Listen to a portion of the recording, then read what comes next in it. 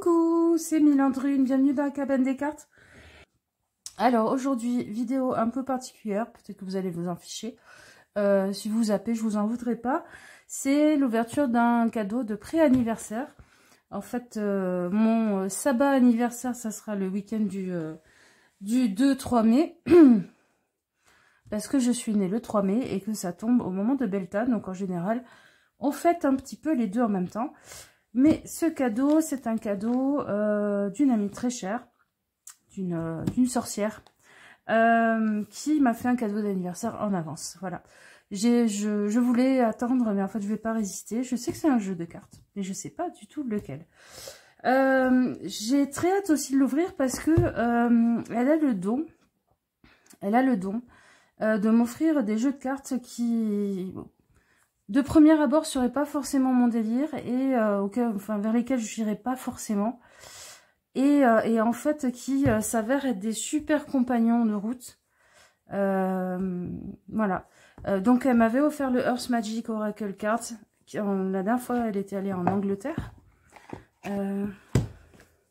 Et en fait, c'est un oracle. Alors, je vais regarder si vous voyez... Ouais, vous voyez les cartes. C'est un oracle qui me parle énormément. Et avec lequel je travaille beaucoup. Voilà. Je pense que celui-là, je vous l'avais déjà montré.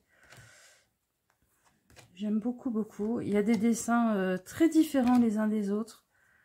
À chaque fois, ça parle d'énergie de la nature avec lesquelles travailler, avec lesquelles débloquer des choses, avec lesquelles comprendre des choses. Et puis... des énergies de la nature qui correspondent aussi à ce qu'on est en train de vivre intérieurement, en fait. Ou dans sa vie. Voilà. Il y a des cas très, très différentes. Il y a des photos, il y a des dessins. Ouais. Mais à chaque fois, la vibration, par exemple, là, l'innocence avec l'enfance, c'est exactement ça. Enfin, en tout cas, pour moi, à chaque fois, ça résonne extrêmement juste. Donc, c'est un outil, oui, pour comprendre des choses déjà en tant qu'oracle et tout. Puis, les petits textes sont vraiment pas mal. Mais c'est aussi un peu une note de musique qui fait qu'on comprend mieux et on trouve la juste note de musique à l'intérieur de nous aussi. Enfin, moi, en tout cas, avec lui. Allez, sans plus attendre, je vais ouvrir mon cadeau de pré-anniversaire. Je vous préviens, je suis quelqu'un de chiant. En général, j'essaye de... Ah bah nickel, elle n'a pas mis beaucoup de scotch. J'essaye de pas abîmer les papiers. Un truc de ma mère, ça, qui disait toujours les papiers, on peut le réutiliser. Dites-moi dans les commentaires si vous êtes plus team déchirage de papier comme des sauvages ou si vous êtes plutôt comme moi à essayer de limiter les dégâts. Tata, roulement de tambour. J'ai trop hâte. J'ai trop hâte et en même temps je déguste le moment. Alors. Oh. Ah mais oui. Ah mais oui, carrément. Mais vous voyez, c'est un oracle que je vais adorer, je le sais déjà. Et pourtant, je ne serais pas allée me le prendre. Ah bah oui, mais ça, le Connected and Free, à mon avis, vous le connaissez. Il y a 55 cartes. Cool. Il faudrait que je lise. Oh, j'aime beaucoup le livret. J'aime beaucoup, beaucoup le livret. C'est magnifique. Hop, hop, hop. Alors, qu'est-ce qu'elle dit? Qu'est-ce qu'elles disent? D'accord. La dessinatrice et la personne qui l'a créée. Reconnecter à votre âme par des tirages intuitifs. Des soul food sessions. Ah, il y a un rapport avec la nourriture, peut-être. On va voir. À toutes les sorcières et à tous les guérisseurs, à tous les herboristes et médecins qui me liront, à tous les chamans et à tous les guides, professeurs et visionnaires, qui font bouger les lignes et révolutionnent, Il croit dur comme fer. J'ai rien que ça me touche. Ce jeu est pour vous, vous reconnaîtrez. En surface, vous répondez aux exigences d'une société moderne où tout file à 100 à l'heure, mais vous faites votre travail, vous prenez soin des vôtres, vous payez vos factures. Et car ralentit le rythme, vous sentez qu'il existe une alternative, de meilleure façon de s'y prendre. Il vous est arrivé d'être en phase, d'atteindre votre pouvoir. Vous vous êtes alors senti aligné entier car vous étiez guidé. Cette guidance est unique, puissante et inspirante. On aurait presque du mal à y croire. Oh, mais c'est long. C'est super long. L'heure du jeu intuitif, livre et live et questionner. Lire. Oh là là, j'ai du mal avec cette police. Lire et questionner l'oracle. Il y a des tirages. Ok. Purifier ses cartes, tout le monde, blablabla. Ok. Puis alors je sais que les arcanas sacrés en général, ils ont un dessin au fond. Ah, voilà. Il y a un très joli ours. Après, il faut faire le choix. Soit on garde la boîte pour bien ranger la deuxième boîte, soit on garde le dessin au fond. Alors, hop. Magnifique. Je t'embrasse très très fort, ma bichette. Ça me touche énormément. Alors, connected and free. Ok. Soyez prêts à découvrir la meilleure version de vous-même. Là, on a un chakra. Ce qu'elle m'a dit, elle m'a dit, je t'ai pris un jeu qui travaille avec les chakras. C'est vrai que j'ai pas de jeu qui travaille avec les chakras, même si c'est quelque chose que j'utilise autrement. Qu'est-ce qu'elle glisse, les cartes? Waouh! Faire le dos tout simple comme ça, j'aime beaucoup. Allez, on va les regarder ensemble. Waouh! Élixir. Communication. Pause. Initiation. Peur. Waouh, elle est forte, hein? Elle est super forte, celle-là. Rayonner. Féminin sacré. Famille. C'est marrant, j'ai fait une carte comme ça dans mon oracle à moi. Pensez avec votre cœur. Soyez-vous. Pouvoir de manifestation. Histoire. Ralentissez. Oh là là là là. J'adore les escargots. Vous savez ce que je faisais quand j'étais petite? Quand on allait au supermarché et qu'il y en avait sur des salades, je les mettais sur ma main pour les sauver, pour les ramener à la maison et les mettre dans le jardin. Je sauvais les escargots petites. Ah. C'est une cigale, ça. Mais par contre, j'ai une mauvaise expérience avec elles. Elles ont des crochets sur les pattes, ce qui fait que si quand elles se posent sur vous, vous les virez comme ça, elles peuvent s'accrocher, ça vous fait des bonnes égratignures. C'est ce qui m'est arrivé avec l'une d'entre elles. Atteignez des sommets, éclaircie, décision. Vous êtes à votre place. Elle est magnifique, hein? Opportunité, douleur salvatrice. Sagesse supérieure. Oh, qu'est-ce qu'elle est belle. Oh, j'adore les pieuvres.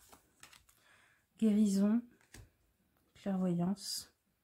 Guérison avec le thé, ça me va très très bien. J'ai dû être anglaise, moi, dans une autre vie, parce que je fais partie de ces personnes qui estiment qu'un problème grave est un problème qui ne se règle pas avec une tasse de thé. Parce que le réflexe premier, quand quelqu'un a un souci, ou quand j'ai un souci moi-même, c'est de se poser avec une tasse de thé et d'en se discuter. Donc des fois, j'ai des côtés très british. La fin. Ça me fait penser à une porte de cimetière en Provence. Dernière étape. Oh, qu'elle est belle cette souris. Avec de la sauge. Des plantes grasses là. De la joubarde. Et là, je ne reconnais pas les feuilles. écouter l'univers. Haute vibration, fertilité. T'as tapé juste, hein? Pétard, responsabilité, plaisir, commencement, abondance, force. Il est magnifique cet éléphant. C'est un éléphant d'Asie. Il a les oreilles comme ça, un peu courtes. Donc du coup, ça me parle énormément parce que mon papa vivait en Thaïlande et moi ayant fait pas mal de terrains d'enquête en Asie du Sud-Est, ben, je les connais bien ces géants doux. Guérisseur, obstacle, viking, chakra de l'amour, comparaison, connaissance de l'âme. C'est superbe. Expression sensuelle. Souffrance spirituelle. Ça, c'est un concept que je connais pas. Masculin sacré. Je vais aller voir ce que c'est. Souffrance spirituelle. Alors, dernier état, conflit. Je sais pas si elles sont rangées. J'ai pas l'impression. Ils sont pas rangés en ordre alphabétique dans le livret.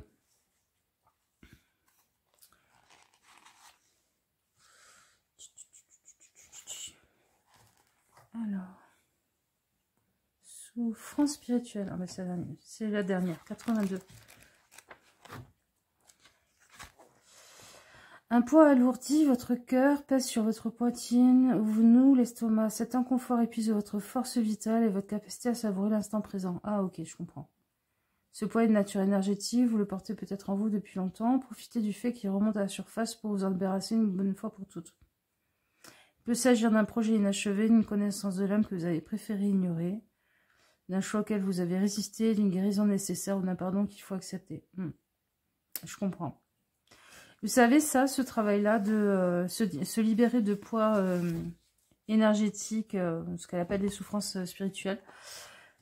Quand vous avez un rhume, une grippe, une gastro, n'importe quoi, enfin une maladie pas très grave, en même temps que vous êtes en train de la combattre pour que les petits virus ou les petits microbes se calment, s'en aillent, ou même une... comment on appelle ça? Même une inflammation, hein, par exemple. Ben, vous pouvez charger la barque. Moi, j'appelle ça charger la barque, c'est-à-dire que je vais réfléchir à des choses que je veux nettoyer aussi énergétiquement ou dans ma tête et tout. Et je vais les mettre en même temps que la barque, dans la barque de la maladie. Comme ça, quand la maladie s'en va, quand mon corps se nettoie des toxines, de tout ça, il se nettoie aussi au passage des choses que j'ai mis dedans. C'est un peu... finalement, quand on a un rhume, une grippe, un truc un peu bénin comme ça, c'est un peu le camion poubelle qui passe et on peut y mettre, on peut y sortir les poubelles et les mettre dedans. Voilà. C'est à ça que ça me fait penser, souffrance spirituelle. On peut profiter aussi, ne pas être obligé d'attendre les moments de pas bien et de souffrance à cause de ces choses-là au niveau... énergétique, spirituel, émotionnel, on peut aussi prendre les devants et sortir les poubelles avant que ça sente mauvais dans la maison. Vous voyez ce que je veux dire? Masculin sacré. Le cœur. Les attentes.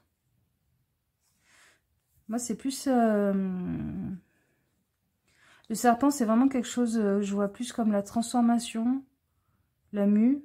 Mais c'est peut-être ça, hein, on est en attente de sa mue et donc on est un peu à l'étroit. Puis c'est aussi le serpent de l'ADN, le serpent sacré, enfin le serpent de la Kundalini aussi. Hein. Lâcher prise. J'aime beaucoup ce côté pointilliste.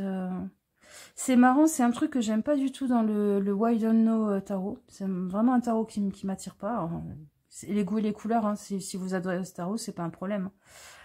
Mais là, je l'aime beaucoup. Ce côté pointilliste. Chakra racine, chakra sacré, plexus solaire, le cœur, la gorge, le troisième œil, la couronne. Confirmation et mentor. Oh, on va se tirer une carte. Hein?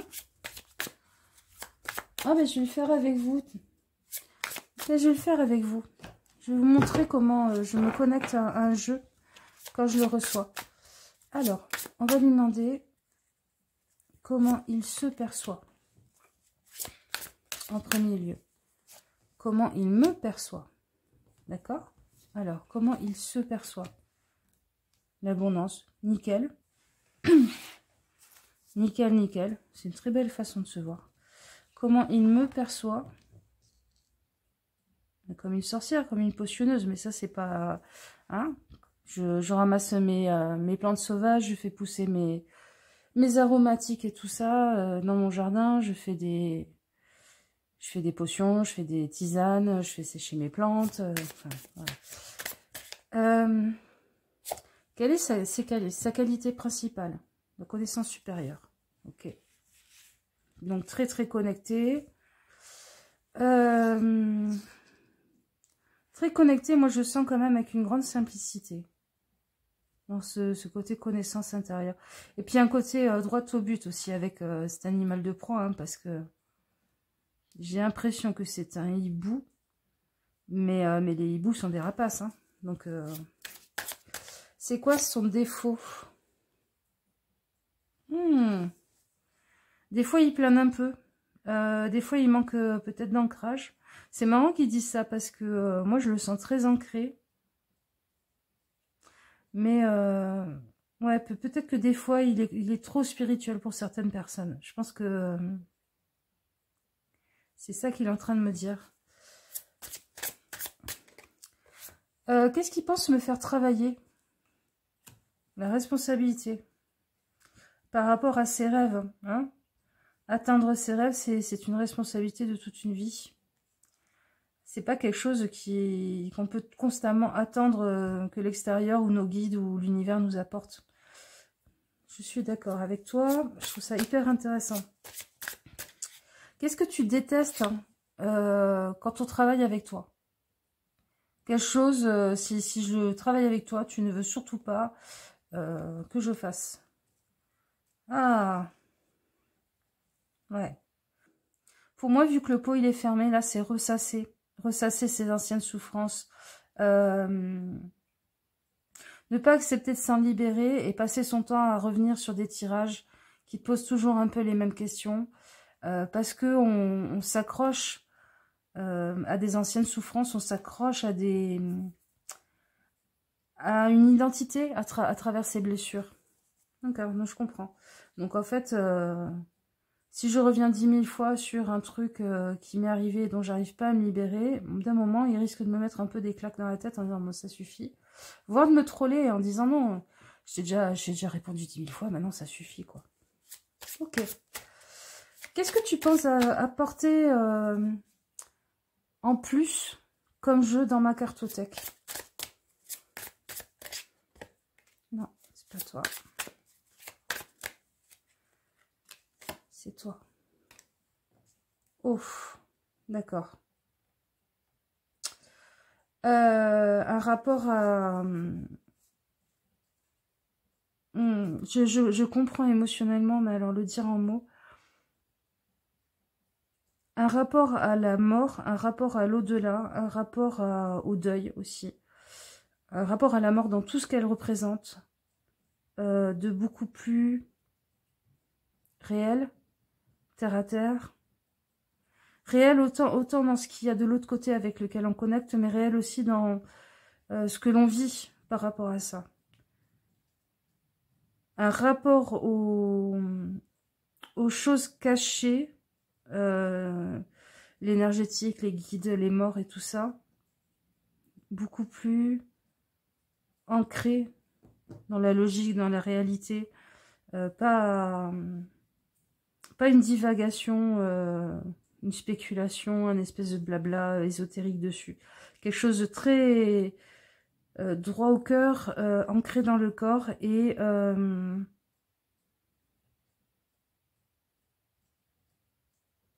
ouais, énormément de canalisation en fait. Hein. Je sens que derrière cette porte, il y a beaucoup de mes ancêtres en fait qui veulent venir me parler. C'est fort, c'est très très fort. Ça va être puissant. Et alors, le mot de la fin, est-ce que tu as un truc à rajouter?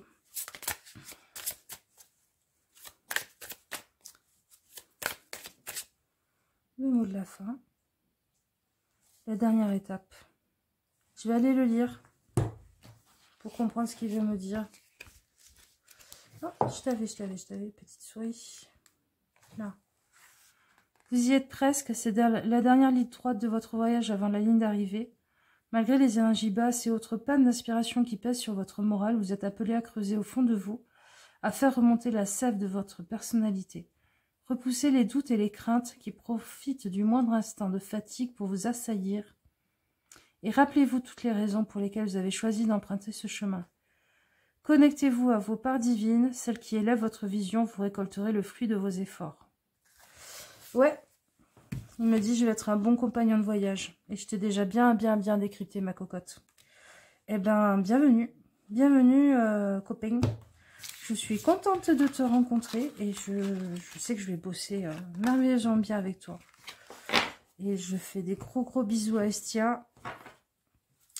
Ma sœur de cœur, ma sœur de Coven, d'avoir été... je te remercie d'avoir été aussi juste. Mais comme d'habitude, hein, comme quand on discute toutes les deux, ça tombe toujours très juste.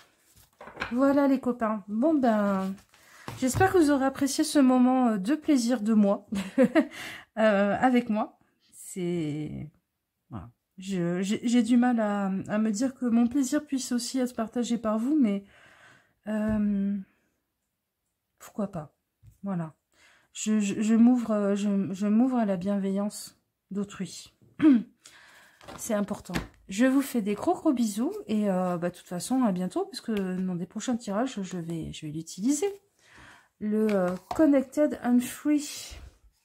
L'objet est magnifique en plus. Hein, je n'en ai pas parlé mais même le carton de la boîte est plaisant à toucher et parfait. Parfait. Voilà. À bientôt les copains. Ciao.